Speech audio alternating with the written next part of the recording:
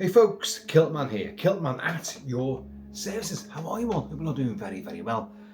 Now, to put in a picture, I've been out and about for many, many hours, drinking poos.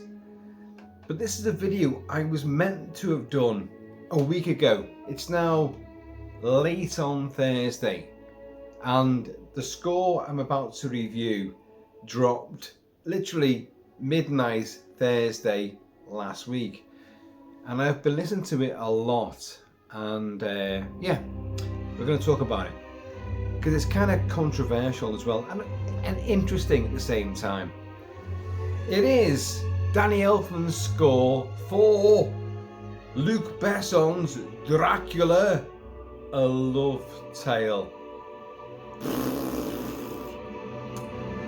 Yeah, I have done several videos now about Luc Besson's Dracula, A Love Tale. How Luc Besson went, I'm going to go back to Bram Stoker's novel. Bram Stoker's novel, yes.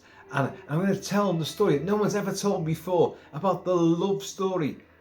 There's no fucking love story in Bram Stoker's Dracula, as in the novel written by Bram Stoker himself. Not the Francis Ford Coppola movie written by James V. Hart called Bram Stoker's Dracula, which brings in some characters which have not been in other movies to the degree that Coppola put them into. But it told a different story. And Besson clearly has not read the book. I'm not going to go over all this shit again. I've done it so many times now. And Luc Besson, I wouldn't say that normally, but if you're going to make a movie, an adaptation of a literary classic, or an adaptation of any movie that's gone before, anything, you adapt it to your own story. That's fine. You say it's adaptation. It's an evolution. It's our ideas on what was already written or filmed before. That's great. You can do whatever you want. Yeah. As long as you make that clear. But what Luc Besson did, he said, no, we're going back to Bram Stoker's novel, and the romance, which was never really been filmed before. There's no romance in Bram Stoker's Dracula, the novel. There's none. Trust me, I've read it.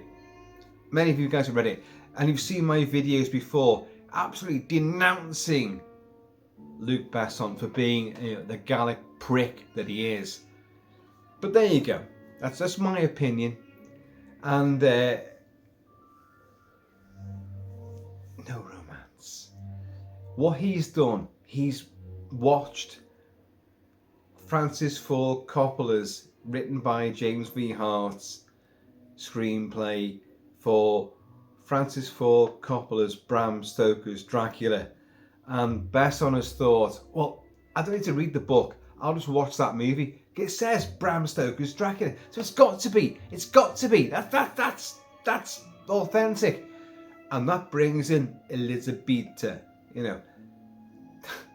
Prince Vlad of Wallachia, Vlad the Impaler, who loses his wife and then turns his back on Christianity, having fought the Turks and the Muslim onslaught. And it's like, no, and I still lost my wife. Well, fuck all of you.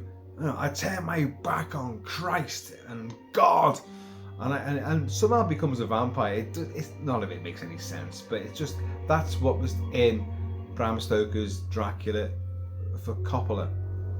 It's not in the book. Well, it's in the book.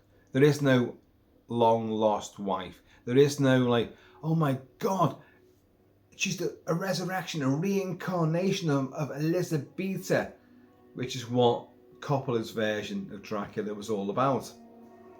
So Gary Oldman's Dracula he's a tragic, lovelorn, long lost lover from Transylvania, and the thing is, it works. It's not what Bram Stoker wrote at all. It's a whole new edition, and it worked. But Luc Besson has clearly thought, no. And like, don't get me wrong on this. I've quoted him, absolutely massive liberal doses of him speaking. This is what I wanted. I'm paraphrasing now because I've not got the quotes written here, but I've done videos on it before. This is what is in the book, and I wanted to bring the romance out. It's a romantic story. This guy's lasted for hundreds of years. Not thousands, hundreds of years. And he wants to bring about, the resurrection of his wife, and he meets someone who is the reincarnation. No!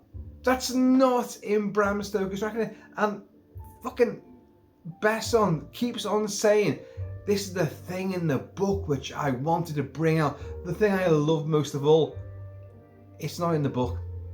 I'm not going to even speak too much more about that because I fucking hate Besson for what he's saying.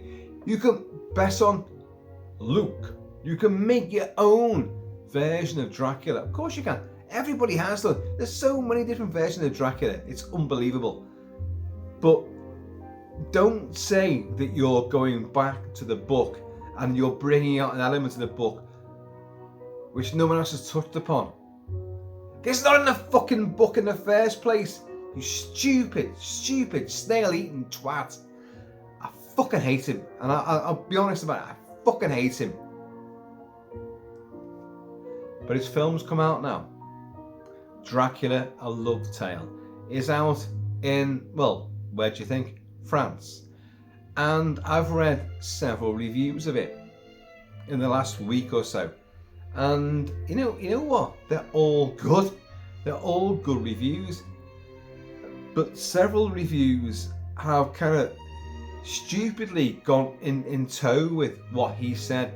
Oh, they've gone back to the book itself.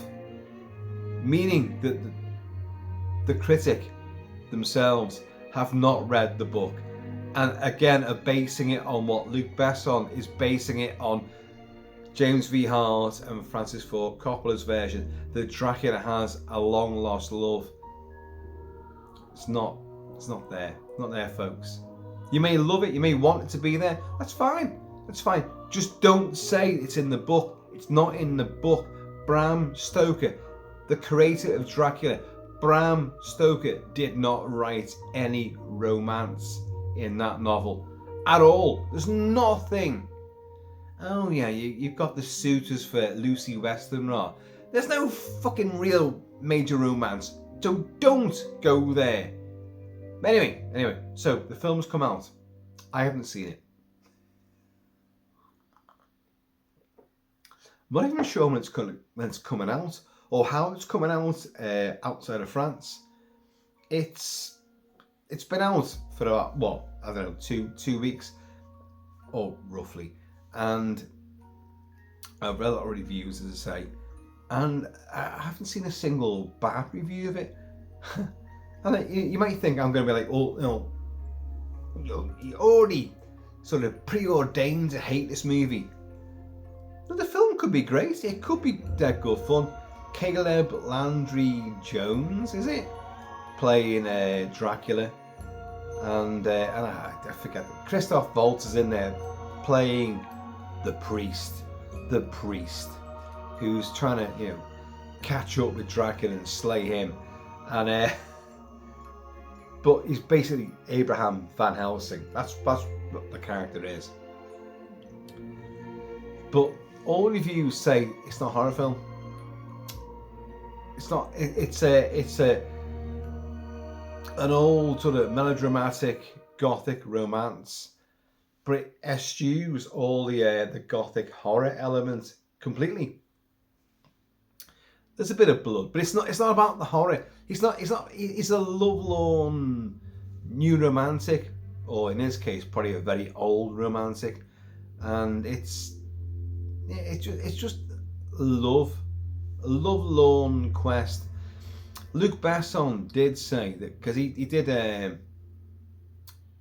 what is it, Dogman, with Caleb Landry Jones a few years before, and he went, this is a direct Luc Besson quote, which I'm gonna fucking mangle, I'm sure, but he said like, I want to, my love affair is not with Dracula, it's with Caleb Landry Jones, and I wanted to make another film with him, and I just said, basically, just, you know, off the cuff, do you want to be Dracula? And that's how this movie became. So it's not like he's basing it on Dracula at all. He's just his new muse, Caleb Landry Jones, gonna bring him in. I want to make you be great as Dracula. He did say that, you'll be great as Dracula, but he didn't even think about how Dracula's story would, you know, would actually manifest itself. So we get this now. But anyway, into the mix. Danny Elfman. Danny Elfman.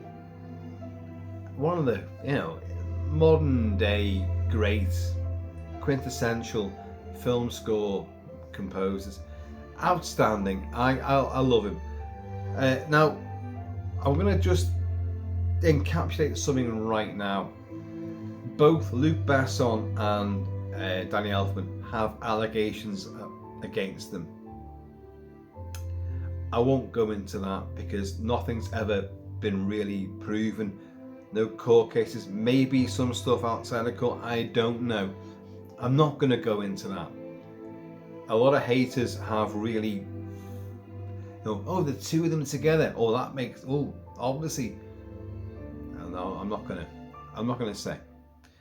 But I do love Danny Elfman's music, always have done. And there's controversy again with this. Right, what I'm going to do, Danny Elfman has scored Dracula, A Love Tale. That's what the film is called, but Danny Elfman's score for the movie dropped, as a week ago, and it's just called Dracula. So, you know, is it going to be released, you know, internationally, the film, and just called Dracula, Luc Besson's Dracula, or is it Dracula, A Love Tale? Because from what I've read the reviews, it's a love story. There's no horror to it whatsoever. Nothing. It's a love story, and it's a long film as well, and it spans, you know, 400 years or whatever.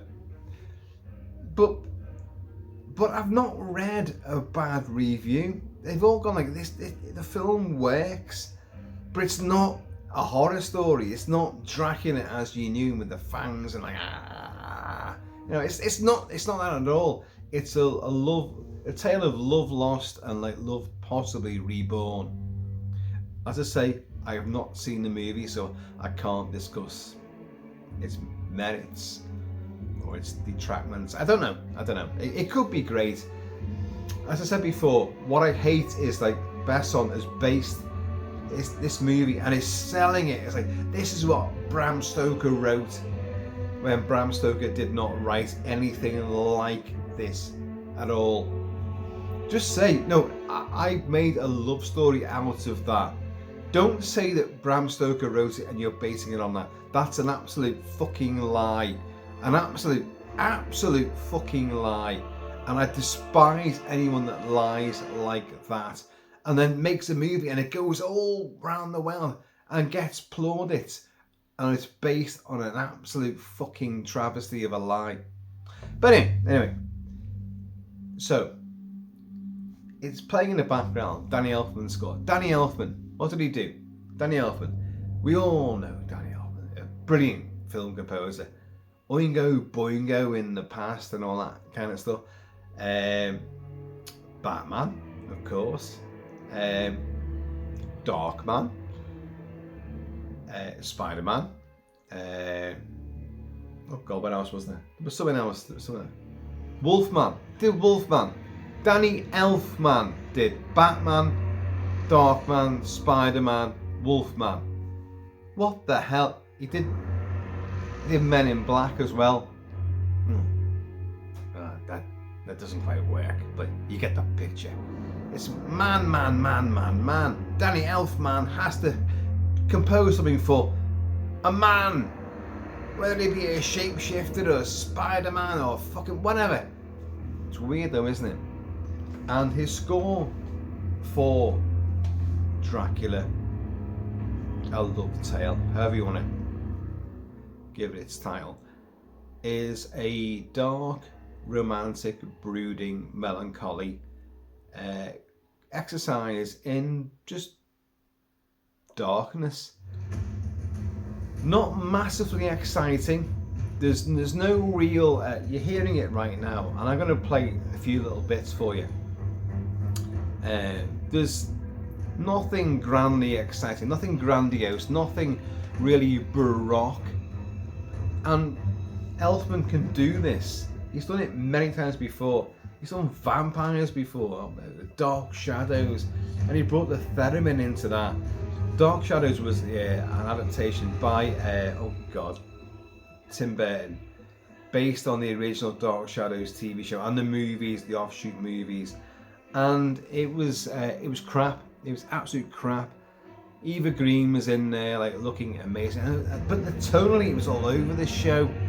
The big fight scene was horrifically violent, but the whole thing was meant to be funny, and it was Johnny Depp, playing a vampire, Barnabas Collins, and it didn't work at all.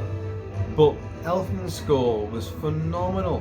He brought the theremin into the score, and the theremin, you guys know what it is. It's a wonderful piece of esoteric, electronic music.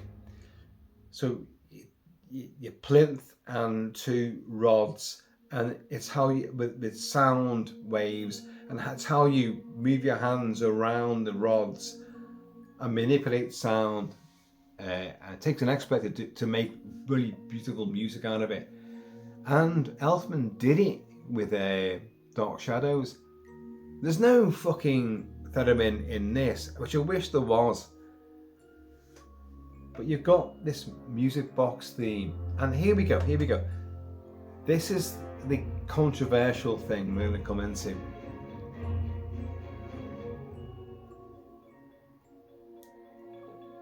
You can hear Elfman there because ethereal voices, a lullaby. He does this a lot. But we're going to go into the first track.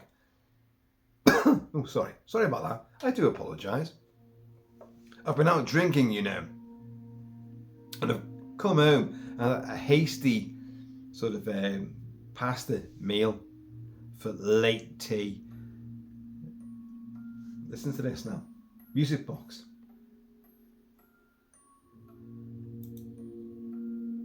Turn up.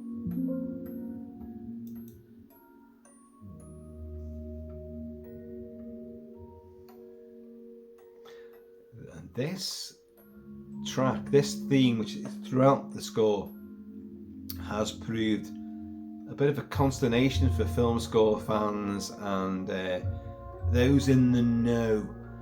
Oh my God, Elfman has ripped off Chris Young, at his score for The Piper, which came out 2 years ago. And it's crap. The film is crap. And Chris Young, who needs no introduction on this channel because I have discussed and reviewed many of his scores, and I did help to try to get his Nosferatu score out there, and it worked. So Chris Young is the man. Now, here's where the controversy lies. Not controversy. If you say controversy, you and me are not friends. It's controversy. I don't fucking care. But when this score came out, a lot of score aficionados on many forums going like, oh my God, and it's on YouTube as well. There are videos saying, my God, Danny Elfman just ripped off Christopher Young's score, main theme for The Piper, which came out 2 years ago. A crap movie, by the way. Chris Young provided a score infinitely better than the movie, but still a little bit, I'll be honest, inferior for Chris Young. It's not that exciting, but it is that theme, that main theme for the Piper is this. So everyone's going like, well, everyone, but people that don't understand music and the composers and what they've done in the past, they're saying like, oh, Elfman's ripped off Chris Young and the Piper. You watch, there are videos doing this right now. No, they're wrong. They're liars, they're idiots. Danny Elfman has ripped off nobody else other than himself, because that theme is in The Frighteners, it's in The Corpse Bride, it's hugely in The Corpse Bride, and it's also in Frankenweenie. All films and scores which came out well before Chris Young doing The Piper. Yeah.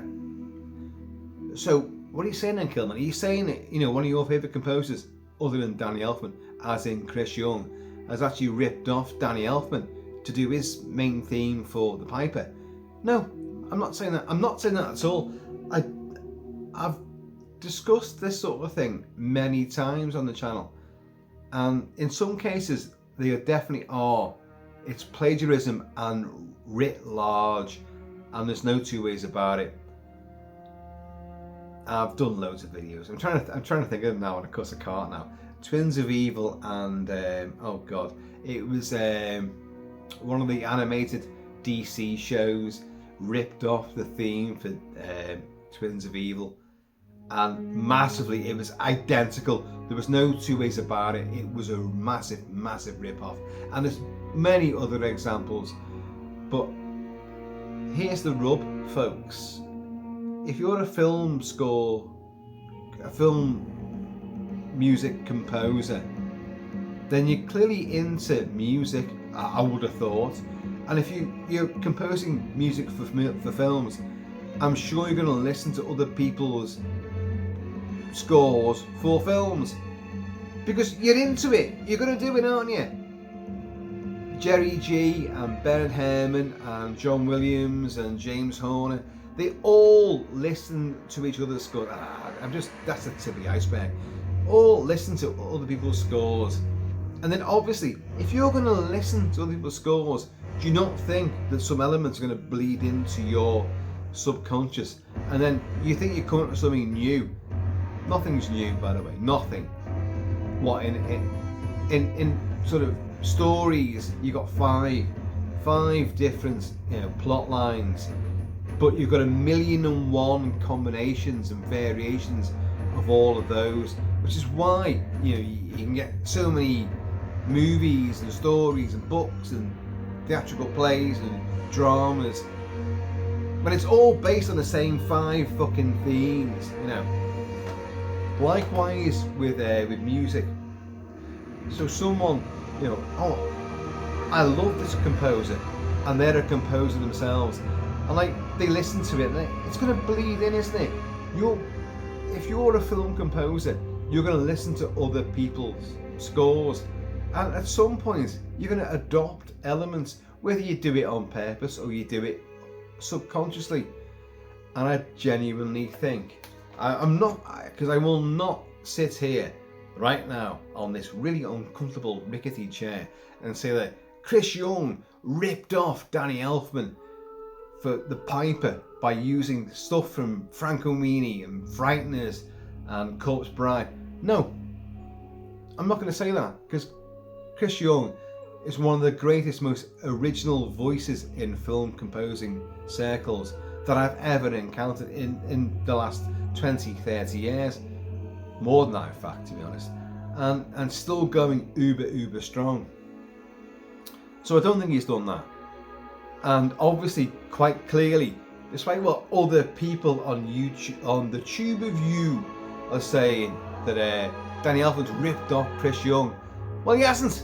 He clearly hasn't. He's ripped his own. He's just used his own theme from many scores beforehand and brought it in to his new score. That theme is from Danny Elfman, not from Chris Young. It's from Danny Elfman. Danny Elfman is playing his own theme from many other film scores, just again. Right, so we've got that now. Have we got that straight? We got that straight. Danny Elfman has not ripped off Chris Young. Chris Young, I really doubt has ripped off Danny Elfman for the Piper. I just think he's heard it and it's just bled in. It's just bled in. However, the themes do sound incredibly similar. I'm not going to do what everyone else does. I'm going to play a combination. I've got the Piper. The Piper's not a good film, folks. It isn't. And I think Chris Young's score is better than the film, but it's not a great Chris Young score either. By the same token, it's perfectly accomplished. I don't play him. I play Chris Young a lot, just not that. And I play Elfman a lot. Now, anyway, so let's focus on Dracula. And it's funny how the CD, well, it's not a CD, it's a download. I got it, at midnight when it dropped, and it's just called Dracula. The film is called Dracula: A Love Tale. I think in some territories they're going to drop that a love tale thing, and it's just called Dracula. I mean, but you should try and at least call it Luc Besson's Dracula, which is going to give you a bit of a pointer. For those of us, the legions of us that despise what he did with the Fifth Element, oh dear God. So you see Luc Besson's Dracula, you're going to go, oh shit. It'll give you kind of a bit of a pointer. Again, not a horror film. All the reviews I've read, and they've been very positive. Visually sublime, beautiful, great performances, some sloppy editing apparently, but and great sets, but really no one mentioned the music, which is bizarre in the reviews. No one mentioned Elfman's score. But anyway, it's going to come out, and am I going to watch it? I don't know. Let's go back onto the music box, it's called. The score, as is released now, lasts for 65 minutes. I'm sure the film runs, I think, 127 minutes. I don't know, it could be wrong, but it's way over 2 hours, put it that way. So, well, not way over, it's a bit over 2 hours. The score lasts 65 minutes. Leading score aficionados think, oh, well, we might get an expanded version. Curb yourselves, folks. That's this score. I've been playing it a lot in the Kilt-Man to an annoying degree, because the kills are kind of begun like, you're playing that fucking Dracula score again. You're just a bit bored of this now.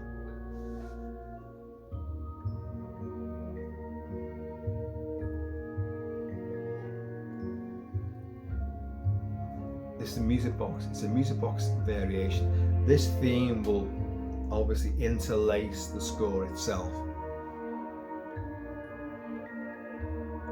And if you listen to it, it's pure Elfman. It's Elfman all the way through.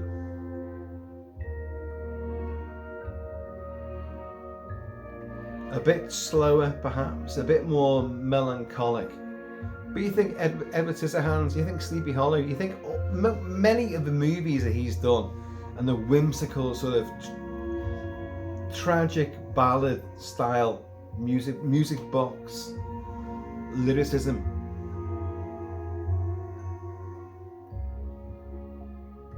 It's lovely, actually.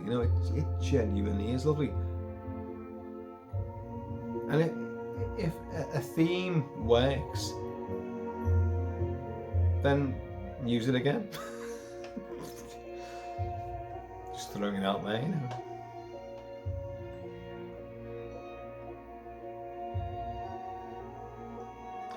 And it also does fit it's a great sort of example of how the score, the entire score, plays out.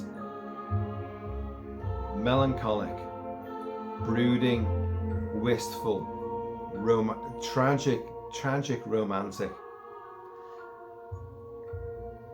Now, as a film that may float your boat with Dracula, well, it's been done before, so this ain't nothing new, folks. But score-wise, Elfman, I always like to hear what Elfman comes up with.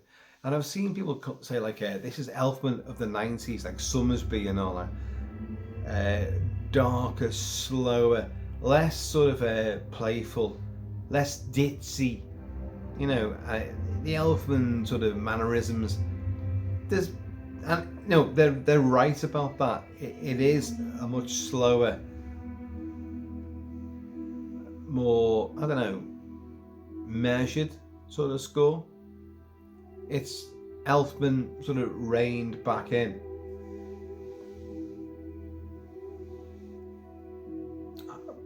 Don't get me wrong, I like it. It's a nice mood piece. You're going to hear a few more. I may skip onto a few tracks, but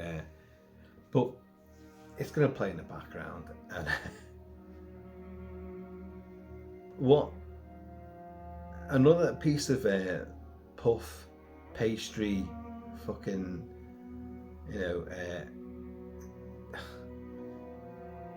Luc Besson and the company behind the movie put a video out on YouTube. It lasts about 90 seconds, but it's Luc Besson going like, and how he adores this score. I wanted, Danny Elfman to do this score, and I sent him the script, and he played the music, and he kept on, and this is Luc Besson going like, he kept on texting me and saying, like, oh my god, this bit's so amazing. I love what you've done here. This is incredible. I've got to work on this. Fuck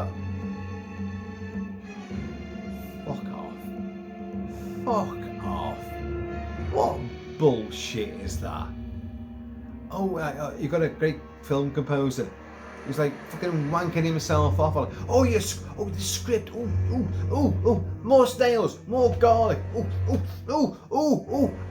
How can I write about this? How can I compose with?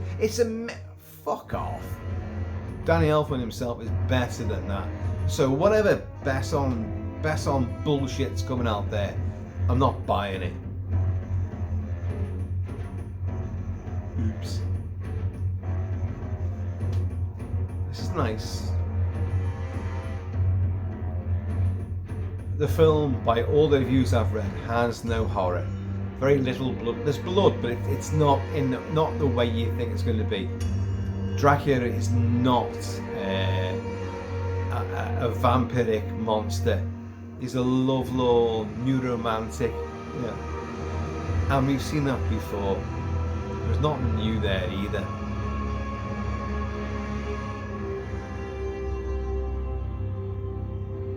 There's nice power to that. It's not Elfman that you can recognise his traits in there.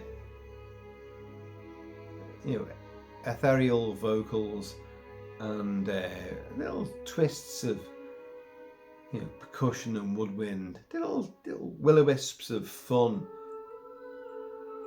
and the playful sort of joyful childlike nature, which Elfman's always imbued his scores with, always.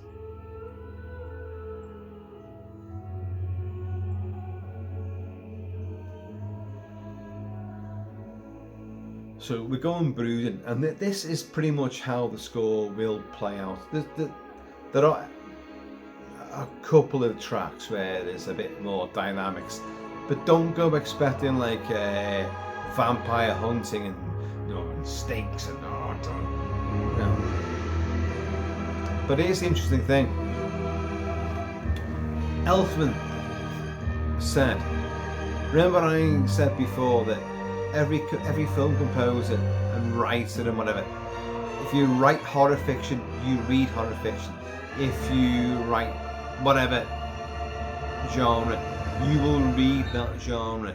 If you make a film in a particular action genre, you're going to watch action movies. You're going to watch the genre that you're making your product within. You're going to watch other things like that, listen to other things like that. And Elfman said, like, you know, Bram Stoker's Dracula, Francis Ford Coppola's Bram Stoker's Dracula. Elfman has said, like, there's a score. I wish I'd written that score. Wojciech Kilar's score for Bram Stoker's Dracula, Coppola, is outstanding. It's still one of the huge benchmarks of gothic horror scoring. Without a doubt, lush, romantic, dark, threatening, brooding, melancholic, exciting. It's got everything. It's a vast orchestra, all playing right to the limits of their sinews.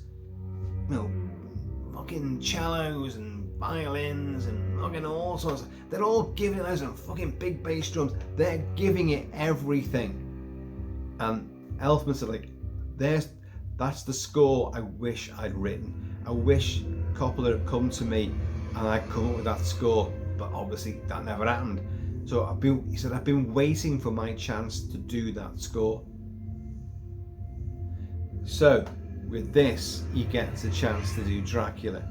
And of course he's like, fucking, oh, I can't wait for this, you know. But that said, this is not anywhere near in the league of Wojciech Kilar's score. It's not, and you shouldn't expect it to be either. However, the film itself is clearly modelled on Coppola's and James V. Hart's version of Bram Stoker's Dracula. So, brooding, melancholy, romance is the order of the day. And I like it. I'm doing a lot of dissing, aren't I, of the movie, but I've not seen the film. Am I going to watch it? Oh, fuck it, I don't know. Am I? I won't go to Flix. I'm not going to pay money to watch this movie. Principally because of Besson. Besson has lied and made a tit of himself.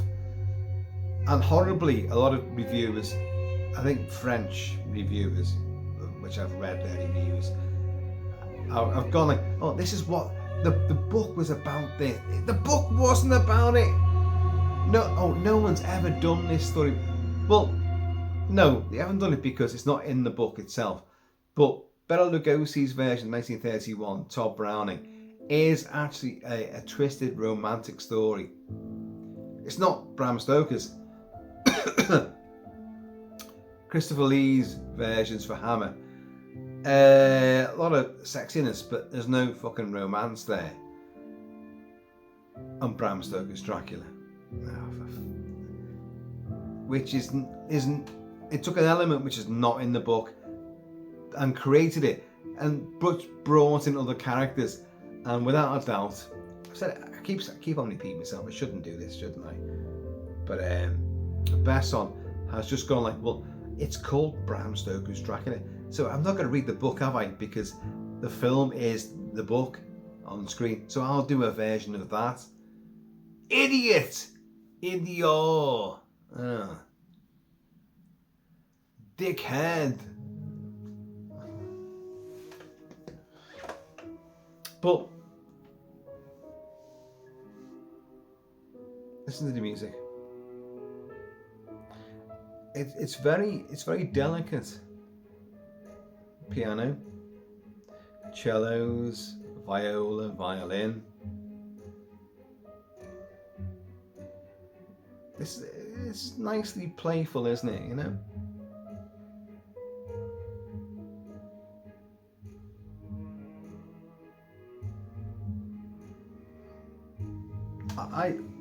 I can believe that Danny Elfman has really embraced this project,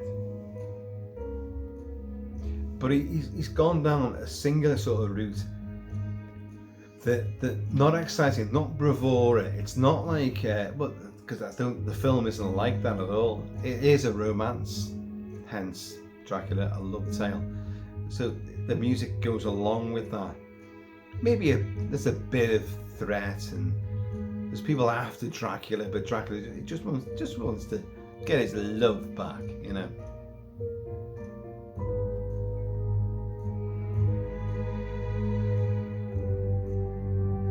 This is lovely. This is nice.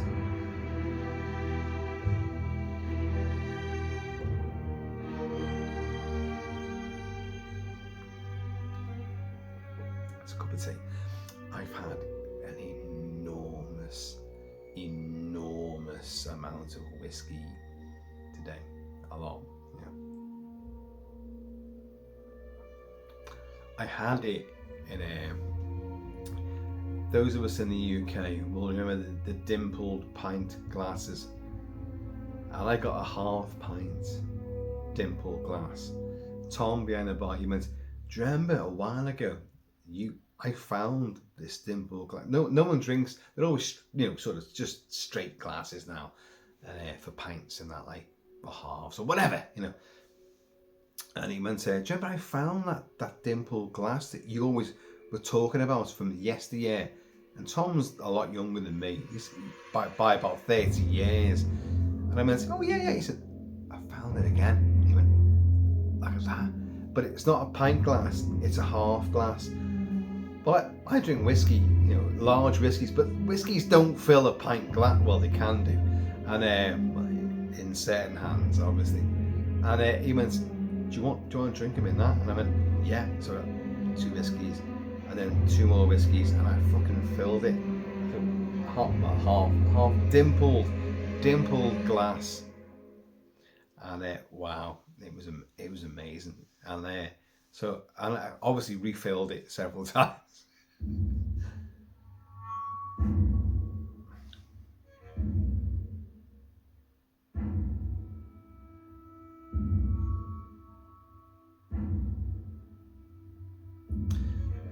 The track titles possibly give a bit away, possibly.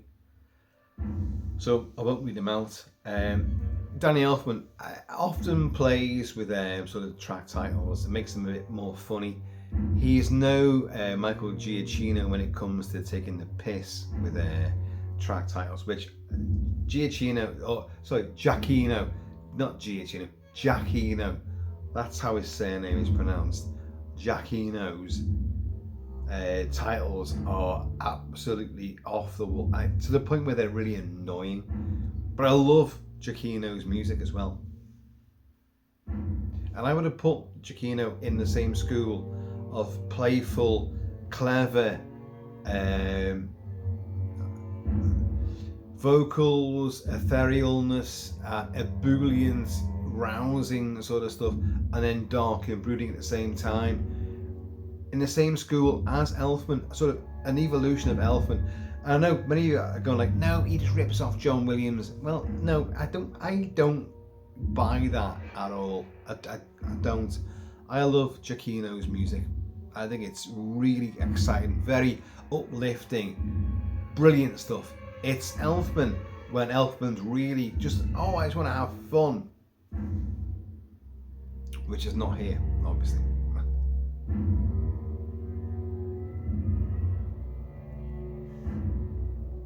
But I like that. I like this.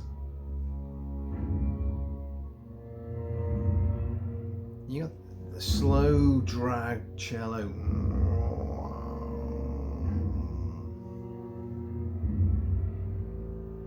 There's a bit of twisty sort of.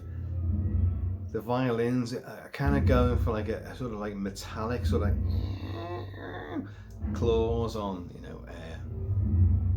a sheet of steel.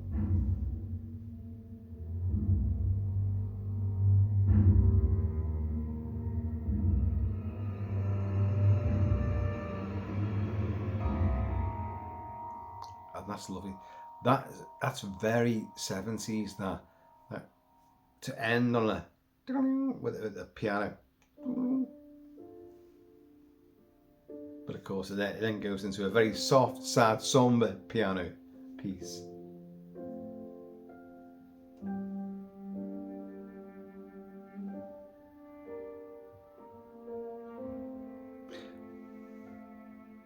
This is Elfman really subdued, I think.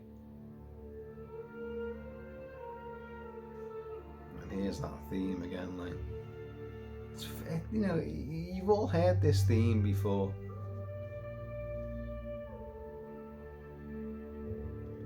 But let's go on to something here. Now, this is the dance.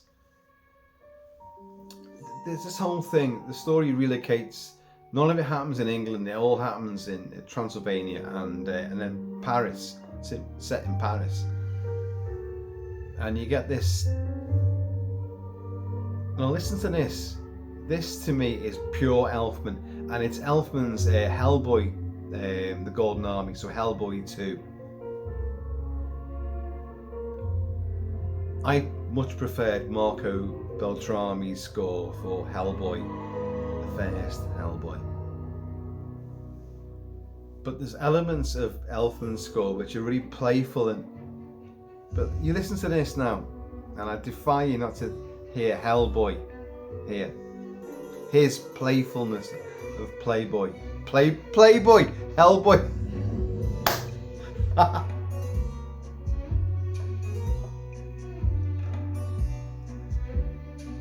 It's Hellboy, Golden Army, not Playboy.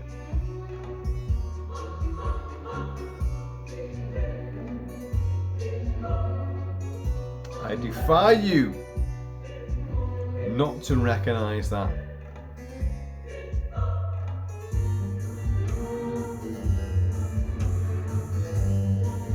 There's some nice exotic sort of electro mandolin going on there.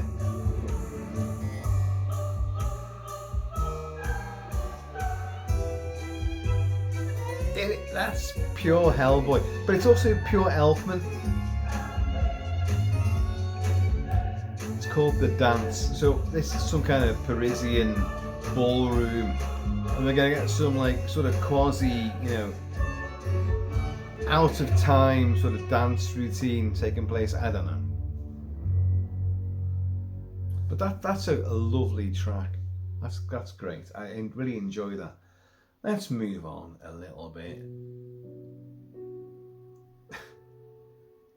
See, you're going to get this sort of heartbroken, sort of malaise taking place. There you are. Alrighty, there's a bit more sort of. This is called a bloody meal. You would think that'd be throat ripping and blood sucking, but the film apparently doesn't have much of that. Don't go looking for this horror in this movie. It ain't there. And yeah.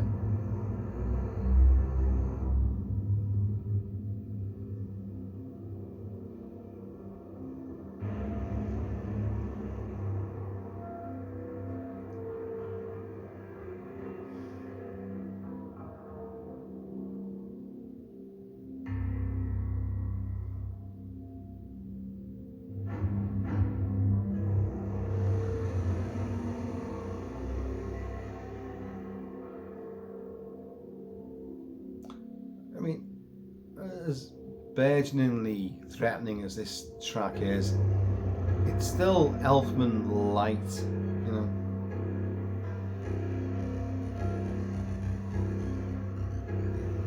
I like that. It's a bit of a twist.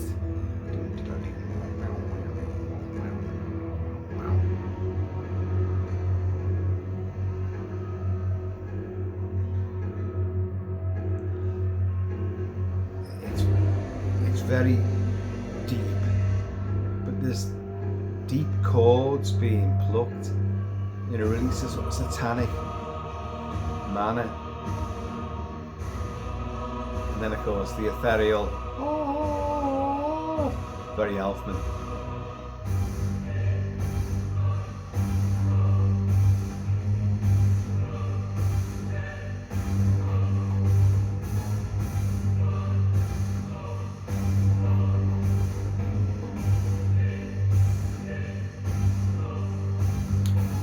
I kind of set out to this video a lot earlier on today.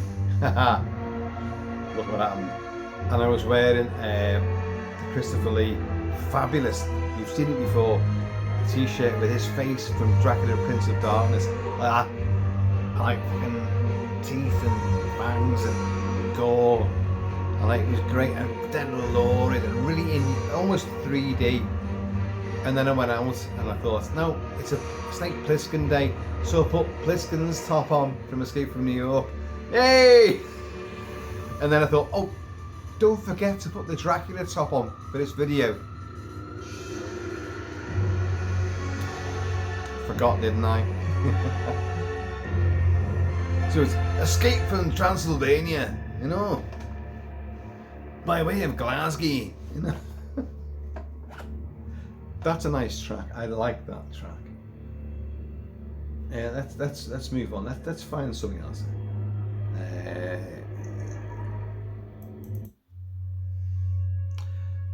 You're gonna most of the score is kind of slow and sort of dreamy to a dark undercurrent.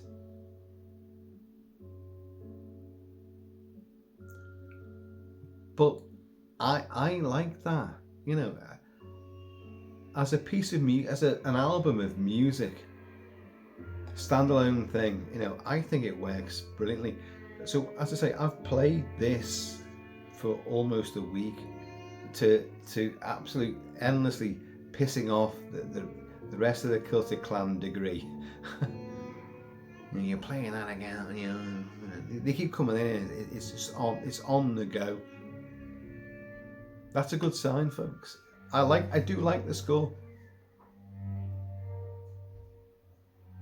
It's not gonna set, you know, film scoring, you know, well to light. It won't really affect the enormous amount of people. And incidentally, all the reviews that I read of the movie, no one mentioned the score. Nobody. No one mentioned the score at all. So, does it bleed in? That's not a necessary thing. A lot of people that review movies don't really, whether they are punters or critics, the music score is sidelined. Oh, well, that exists, but it didn't play on their mind. Now, me and many of you guys all love our film scores. We love them and we revere them, and we go to a movie and we watch the movie and enjoy the movie, but we got both ears alert to the score, and we're picking up on themes and tunes and melodies, and like, I'm gonna get this score. And even to this day, in modern film scoring is nowhere near what it was in the 50s, 60s, 70s, and the 80s, let's be honest. Let's go back to even the 30s and 40s. The golden age, silver age, and like, well, 70s and 80s, which is just the best scores, in my opinion, came out in the 70s and 80s. Star Wars, Jaws, you know, Indiana Jones, you know, well, that was the 80s, but you know what I mean, you know. And more creativity, more colour, more variety. And today, a lot of scores are very cookie cutter. I've got a lot of scores from modern. I get scores for every film I review. I get a score for it, and many more besides. And I always find something of worth in it. Composers really, by and large, don't do a bad job. They're doing what the script requires,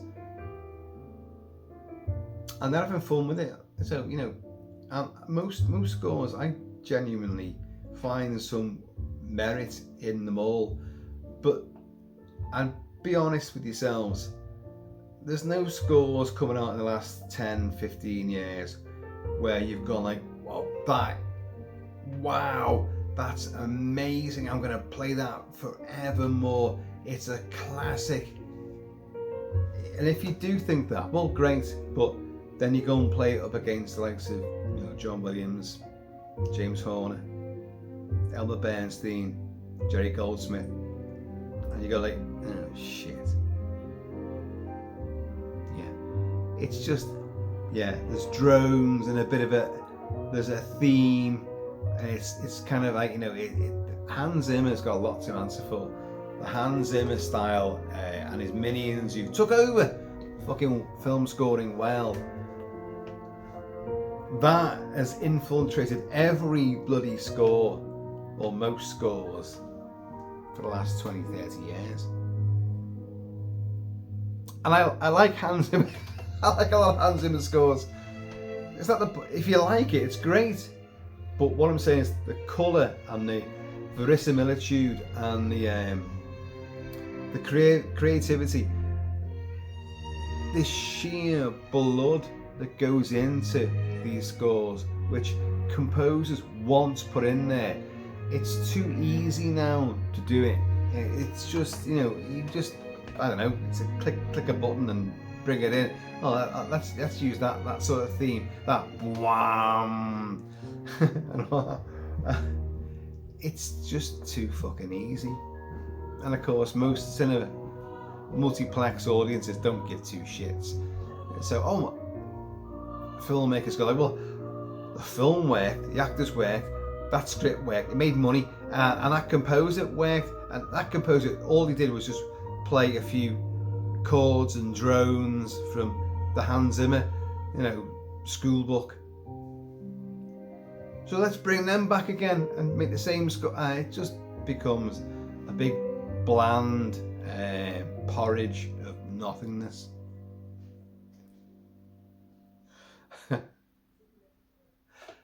That said, Mrs. Kilt-Man has just come back from a gig in Bootle. She's just seen Billy Ocean and The Real Thing, and unbeknownst to me, she's just arrived back now, so that shows you how late I'm doing this video. So she's seen real music, real artists on stage, giving it loads, you know. But here you go, here's that theme again. Frighteners, Frankenweenie, The Corpse Bride especially, and I swear down there's more Elfman scores which have got that theme in it. I keep wanting to say Sleepy Hollow. I don't think it's in Sleepy Hollow, but it's a variation.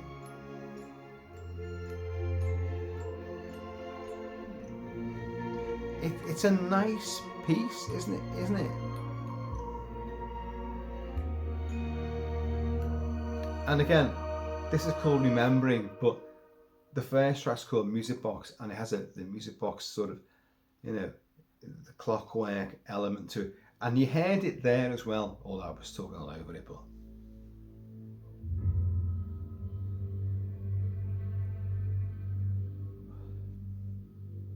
bit of dread. Let's go for well, we've had a lot behind me.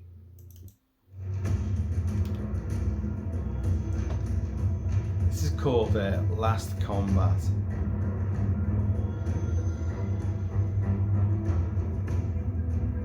Now, that does not sound generic.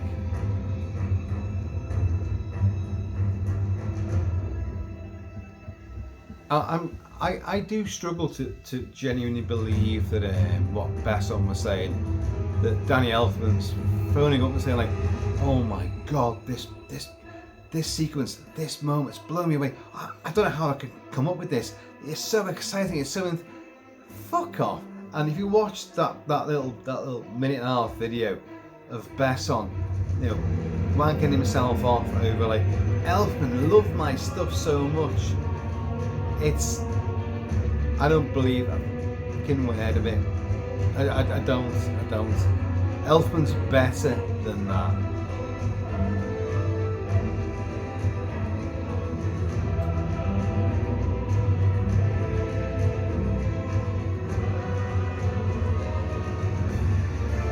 See, this is like clearly a very ultimate moment in the movie, and Was that really, exciting and, wow?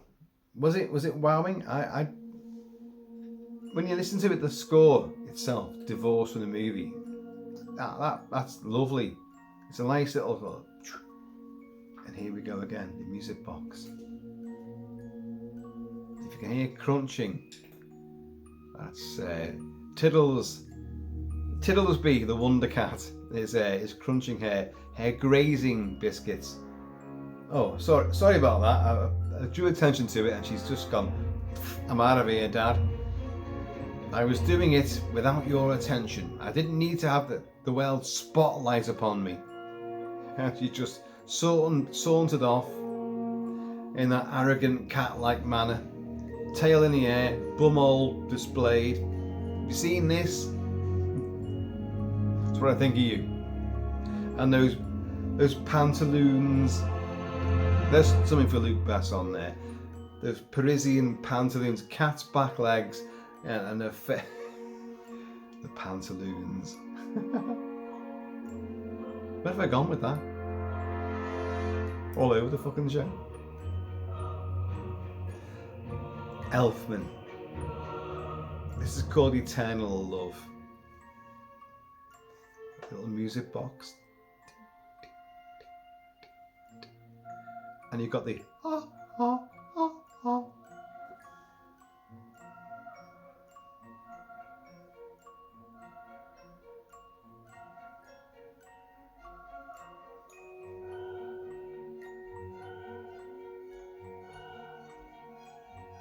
You've heard that from Elfman a million times before.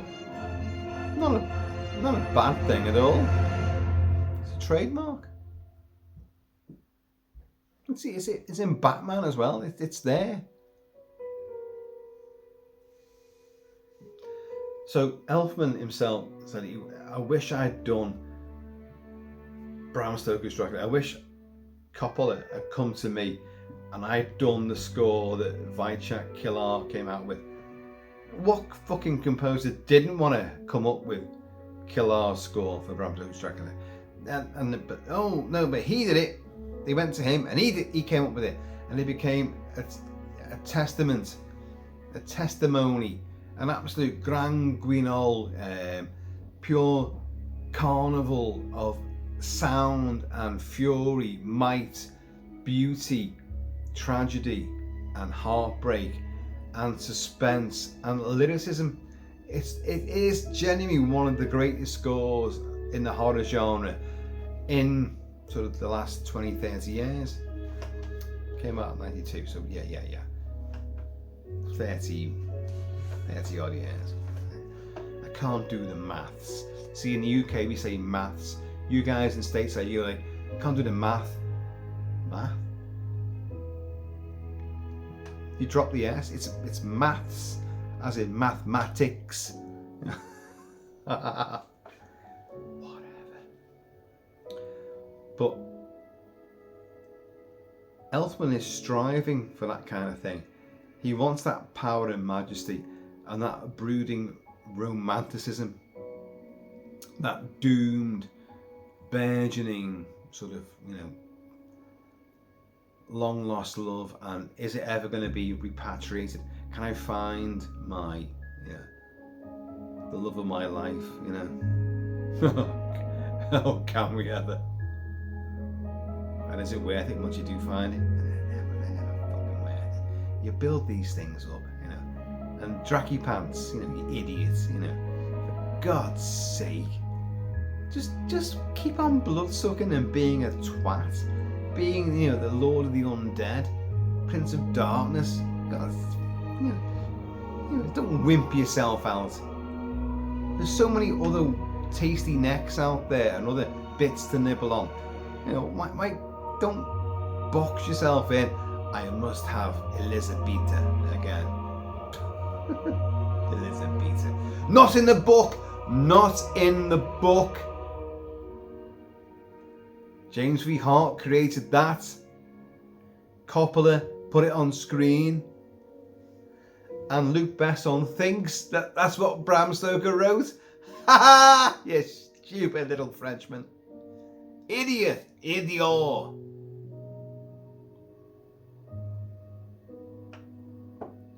The film could be great. As I'm saying, don't say that you're basing it on an element of the book which no one else has touched upon, when everybody else in the world has touched upon a romance which is not in the fucking book. But they've all used it. It's been in so many different variations. But you're like, oh no, it's the romance. Oh, this, I was drawn to this, typical fucking French romantic knobhead. I was drawn to this romance, this burgeoning romance, love lost for centuries, and he's doomed to wander the air, wanting his wife back. Oh God, not in the book. You just said I'm doing an adaptation. Don't labour the point about I'm making, this is the version of what Bram Stoker wrote. The thing I took, because he said this, what I took from the book was this romance. No, you didn't take it from the book, because it's not in the fucking book. You took it from Bram Stoker's Dracula, done by James V. Hart and Francis Ford Coppola. Fucking Coppely Pop.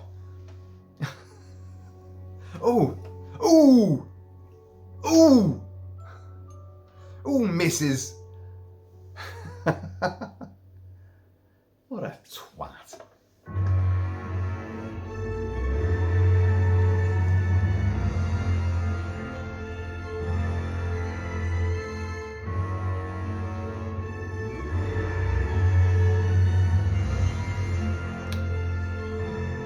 Well, this is the end credits, by the way. But and that theme is going to come back again. Oh, what I should have said. People who've talked about the score and the whole Chris Young reference, which I've put that to rest now. But it's you can hear Vichar, Keelar, Vichar, Bram Stoker's Dracula's score. You can hear elements of that. Yeah, you can, little bits. The burgeoning darkness, the brooding, sort of overly melodramatic, gothic sort of landscape that he's painting his music in. But what I hear is Wolfman for the Joe Johnston 2010 remake of The Wolfman with Benicio del Toro, and let's get the guy here. That's lovely, by the way. That's lovely. There is Benicio del Toro in Rick Baker's makeup for The Wolfman. Fucking fabulous figure. And a film which is really naff, narratively wise.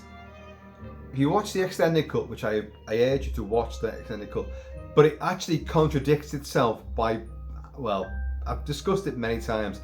I love this movie. It should have put those deleted scenes back in. The blind soprano in the Crystal Palace should have kept that scene in. One of the best werewolf scenes I've ever seen in a movie. And they cut it out. Are you fucking stupid? Are you stupid? And many other deleted scenes which are brilliant. Him going after a London Bobby on horseback, and he's bounding along on all fours and fucking takes him off the horse. For fuck's sake, do you not think we want to see that? Why cut it out, you dickheads, when it's almost completely intact to be nuts. It's completely intact as a deleted scene. Just put it in there. Well, Elfman's score with Conrad Pope. Conrad Pope took over a lot of that score. I've discussed this before a few times. Elfman had other stuff to do and had done a score, and Conrad Pope took over and had to fill in and supplied a lot of music himself. But the score itself is wonderful and brooding. Now, this score for Dracula for Luc Besson, I think is more in tune with what Elfman did for Wolfman, The Wolfman, 2010. And Wolfman 2010 really, really captured a lot of Wojciech Kilar's Bram Stoker's Dracula. You see, everything is connected. Everything is connected. Elfman really wanted to do that score and was so enamored by it that he had to copy it, or elements of it, for Wolfman. And now he gets to do Dracula. Oh my god, it's like the biggest fucking wank fest he could ever possibly imagine. What? I'm just... no, stop, masturbating and just fucking compose something.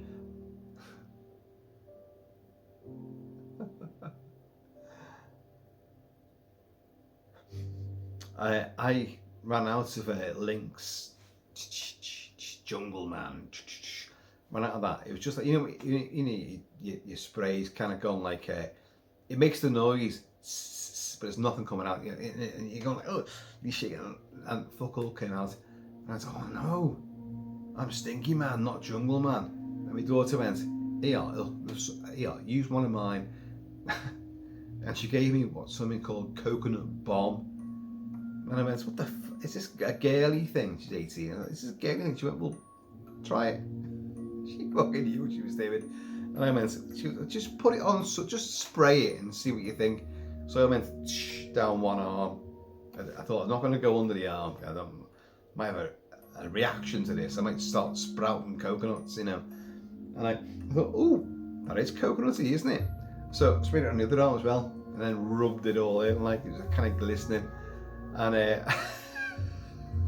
I can still smell coconuts, but it's sweetly and enticing and kind of romantic, but not in a manly way. It's a very sort of girly gog sort of.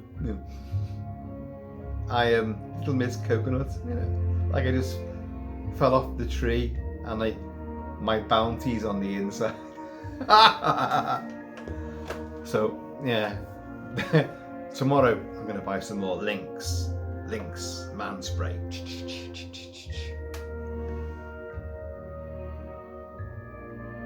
Music box again.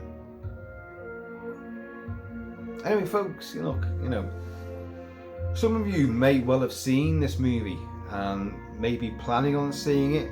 Maybe at some point I will see it. I am not, even hearing the score, and I like the score, I am not smitten with the story at all. I've seen it before. It's been done before. There's nothing new about this version. See, I managed to miss out Dracula Untold because, well, simply because it's shit. And that has the same sort of story as Bram Stoker's Dracula, and this, albeit more wartime and action.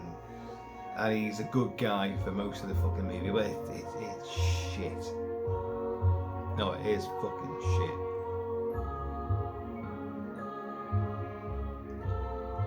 That is lovely though, isn't it? There's a lot more in this score. It's been playing behind us for the entire duration, and I've obviously missed bits out and I've replayed certain things. But it's a nice standalone piece of I don't know. It's kind of a sedate, baroque, gothic romance. It's not got the horror. It's just dark and somber. And in the right frame of mind, that sort of stuff works. I love that kind of music. I genuinely do. So I like this score quite a lot. I don't know how it works in the movie, I presume, because no one's actually mentioned the score at all. So there you go.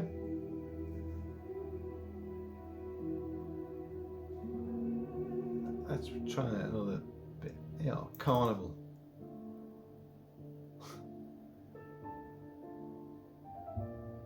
Again, it's delicate piano, and that theme is coming through again, isn't it?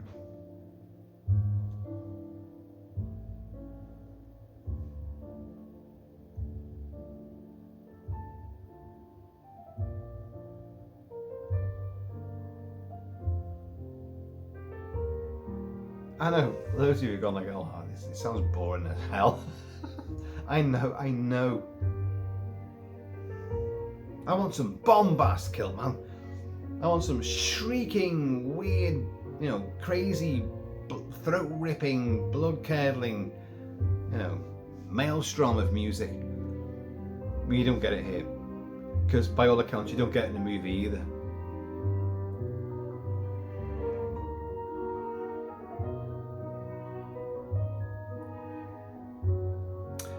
I think what Elfman's done, he's gone for like the gothic romance, the brooding stuff, but he's also playing sort of very sort of small ensemble piano led, especially you can hear it here, piano led sort of concerto, symphony, but chamber music sort of thing. Very limited, more intimate,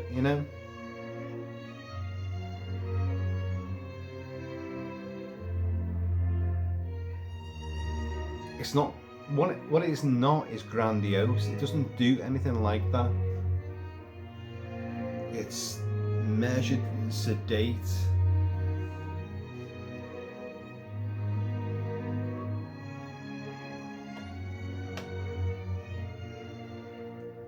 Stone cold. Absolutely stone cold.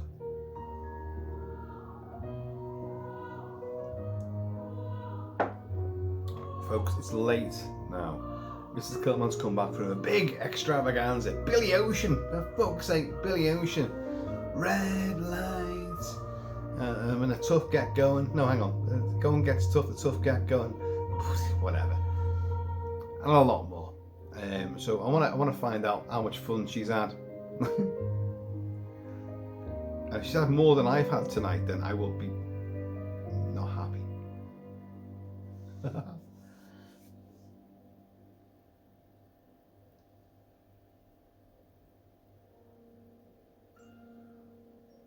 See what I mean? The overbearing themes or thematic of this score is lovelorn, wistful, brooding, melancholic, doomed romance. They've all been there, but personally I think the 80s new romantics nailed that better than any of this.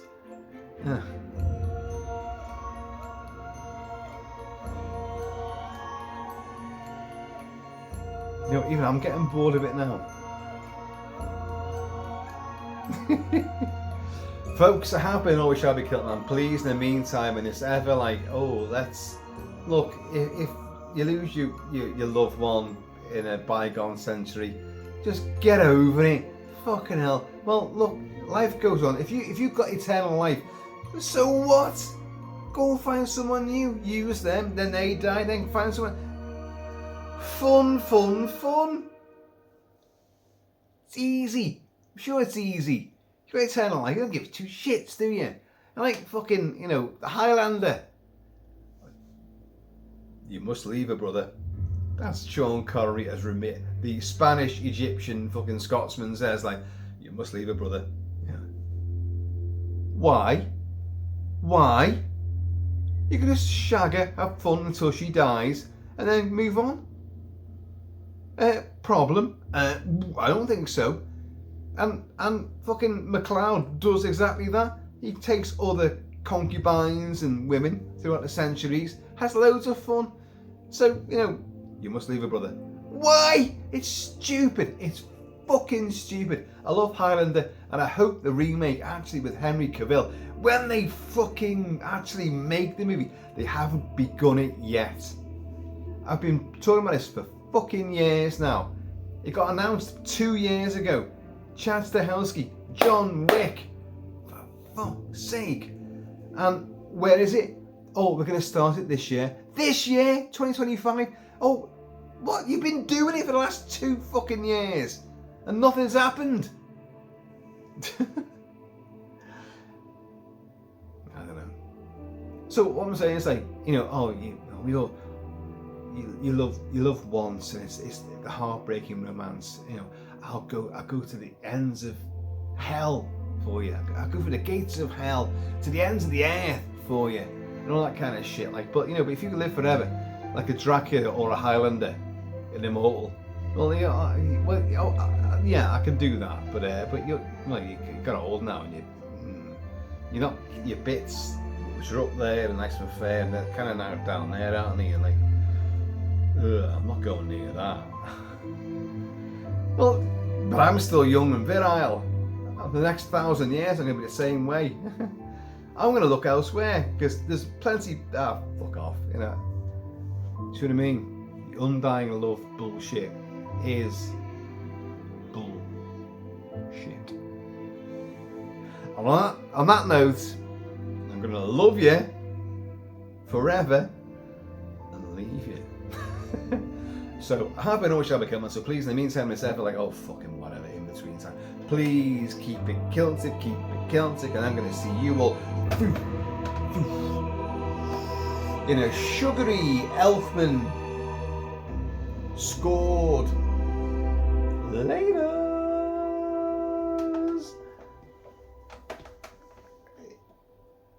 Are any of you going to watch this movie, Dracula, A Love Tale, when it comes out in a territory near you? Are you? And for those of you, there's someone out there who will have seen it, let me know. Genuinely, I've read reviews, and they are surprisingly good, but they all agree it's not a horror movie at all. It's a romance, and it's a brooding, dark, romantic, tragic, fucking angsty thing. But one of you guys, the Celtic Clan, let me know if you see it.